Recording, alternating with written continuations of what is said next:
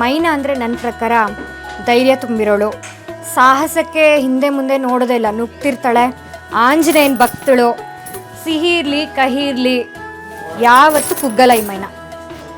ಮೈನಾ ಅಂದರೆ ಜವಾಬ್ದಾರಿ, ಜೀವನ ಪ್ರೀತಿ. ಗೊತ್ತಿಲ್ಲದೋ ದಿಟ್ಟವಾಗಿ ಒಂದು ಹೇಮ್ ಇಟ್ಕೊಂಡು ನಡೆಯುವಂಥದ್ದು. ಅಂಕೆ ಶಂಕೆ ಇಲ್ಲದೆ ಭಯ ಭಕ್ತಿ ಇಲ್ಲದೆ ಆರಾಮಾಗಿ ತನ್ಪಾಡಿ ತಾನು ಹಳ್ಳಿನಲ್ಲಿ ಹಾರ್ತಿರುವಂಥ ಹಕ್ಕಿ ಮೈನಾ. ಮಕ್ಕಳೇ, ಮೈನಾ ಅಂದರೆ ಏನು ಹೇಳಿ? ಮೈನಾ ಧಾರಾವಾಹಿ ಅಂದರೆ ಹಳ್ಳಿ ಸೊಗಡಿನ ಸಿಹಿ ಕಹಿ ಮಿಶ್ರಣ.